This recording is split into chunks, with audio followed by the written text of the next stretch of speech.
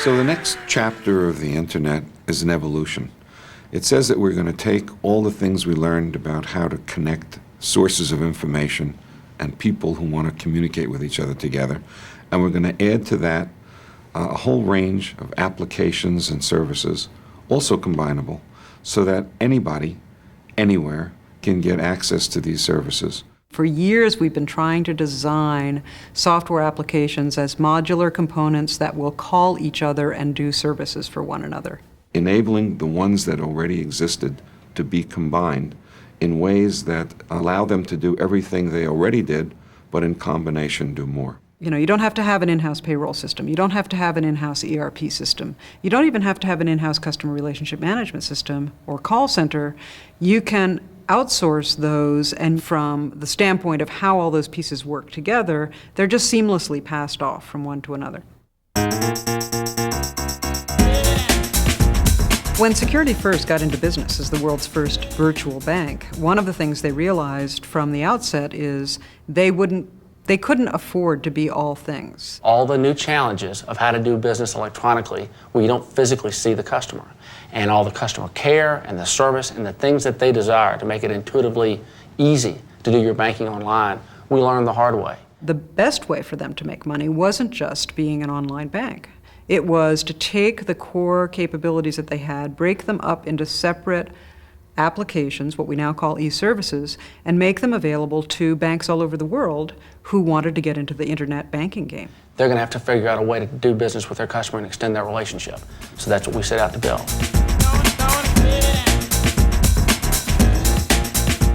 So another area that's ripe for e-services is something like the process of buying a house. I mean, just think about what it is that you have to do. First of all, you have to do a search. Once you've found one that you want, you have to put an offer in, but you need a loan before you can put an offer in, so you have to apply for a loan. You're going to need insurance. You fill all those forms out again. Eventually, you buy your house, you have to go and sign all those pieces of paper. You need many, many things right the way through to the point at which you're installed in the house. So what companies are talking about doing is making the whole experience of buying a house into a service. You key in the information about yourself and the criteria that you're looking for. Houses are presented to you. You can then get a loan from a broker, and you can get insurance. You can schedule plumbers, electricians, carpenters to come to the house. You can get the moving company on there. Hundreds of different companies will be involved, but as far as you're concerned, it's just one service off the internet. Behind the scenes, information is being exchanged. Companies are making money all the time. There are certain things that I want to have total control over and I want to spend some time on, and there are other things I just want to have taken care of for me. I want to be able to specify where I want to have dinner, what its ambience should be like, what its price range should be. Planning my travel. Doing research for sending email. To book holidays. Choosing a car. To book theatre tickets. For my banking, for... shopping for presents, buying a book. Flirting on occasion. But the key idea here is a network of services available to us separately and in combinations without our having to worry about how we get to them. We're interested in what they do, and we don't care how they do it.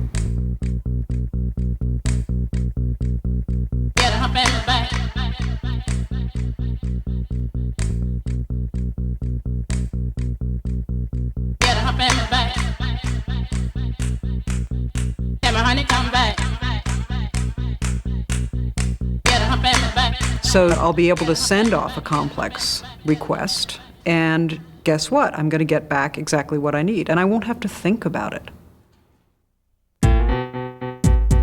Today in the world, there's probably at least 10 times as many embedded computers inside things, inside our cars, inside our VCRs, inside our microwave ovens, and they're getting more and more powerful, less and less expensive. Sometimes these things look very much like this little penny tag, which is on the back of a Avery label, and it has a little tiny computer in it. And it costs 1 cent, and it's disposable. You just throw it away. They're putting them on FedEx packages, they're putting them on soup cans, they're putting them on everything that we make. It's packing everything in a very nice aggregate that you can wear on your wrist or put in your pocket. And it's a watch, but not only a watch with lots of services inside. When you apply not just cheap microchips, but then cheap bandwidth, cheap networking capacity, there will be all kinds of interactions that are possible that are remarkable in their sort of genius, but it's the aggregation of a bunch of small things that would have been unthinkable even a few years prior because the cost would have been unthinkable. Every single thing that we can imagine, everything in your purse, everything in your room, will have this little bit, and they'll be doing very dumb things and trivial things, but netted together in a network, they become very powerful. They project that probably by the year 2004, only 1% of the total telecom traffic in the world is going to be humans talking to each other on voice transmission. All the rest of it is going to be done through computers or machines talking to other machines. Imagine what this would mean for millions of people worldwide. You can be everywhere in the world and being traced in the Fiji Islands or in your home in San Francisco or in Switzerland or in the North Pole or the South Pole, and you still can be reachable, you can be available, and you can get all the information you need worldwide. That's the future, but the near future. At some level, the information revolution is over, and the computer nerds have handed the baton off to the business people. And the next revolution in the internet space is a business revolution. I think companies are going to start making money on the net very differently. Today, we have a very advertising-driven model. We have portals that take advertising revenue.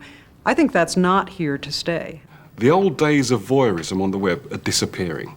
Now it's becoming a resource for people. People will be paying for services, and companies will be paying each other on a per-transaction basis. We want to bring buyers and sellers to each other on the web. They want to transact. I think business executives need to start thinking about their businesses in terms of the pieces of it. How do you take your existing business and decompose it into separable core competencies? Which ones are you going to keep? Which ones are you going to outsource? You end up with more intermediaries, not less. Value chains are getting longer, not shorter. All these things are built around relationships. So we're inventing basically relationship technology with this technology. And that is, I think, the new economy. At HP, we've been working on this for a very long time. We've foreseen that this is the way the world is going to go, and in our research labs, we've developed prototypes of many of the kinds of protocols that we think could lead the world into this notion of a flat playing field for services. This actually is perfect for HP because it's being open as part of our DNA. We've stood for open systems, we've stood for open communication, we've stood for openness in everything that we do. We've also thought a great deal about what some of those services would be and what some of the business models could be by which the services would be combined to produce a new kind of business, in some cases a replacement for a business that already exists, and in some cases an entirely new industry. Another reason is that HP has been participating in all parts of the value chain, in all parts of the technology chain. You know, we have devices, appliances, we have management and measurement systems, we have computer systems, we have software systems, middleware systems, and all of it together is really what helps us understand the requirements that can be that need to be satisfied, and we bring the wherewithal to satisfy them. What I really want is people who can think with me, who can help me grow my business. And yes, technology is important, but the thinking is what's vital. HP is known to be a good partner. And this is so huge, this is more than just HP. It's going to require true partnerships, not the kind where it's a win-lose situation, but the true win-win kind. Everything at this point is up for grabs. Not everything is going to happen at once, but absolutely everything touched by electronics in the marketplace is up for grabs. The world is going to become a very much smaller place, which is much more friendly and much easier for people to interact with each other. And what I think smarter companies are doing is focusing on delivering more utility, more ease, more joy in the kinds of applications they offer. And that liberates things that humans do best, which is to seek the novel, to have a creative expression, to seek opportunities. And there's another saying that I keep telling every chief executive of a consumer product company, especially the emotional one, please never forget the fantasy of your 6 years.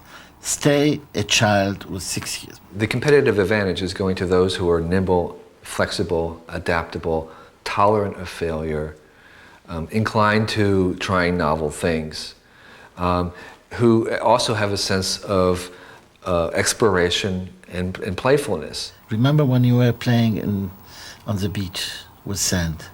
You were full of fantasy. You saw in everything a horse or a castle or a prince or a princess or something very nice. You believed in Santa Claus.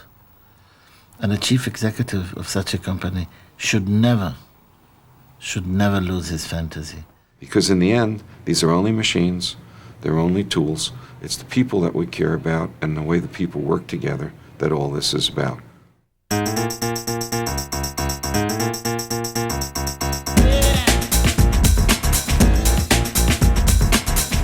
This is the next big thing. No question.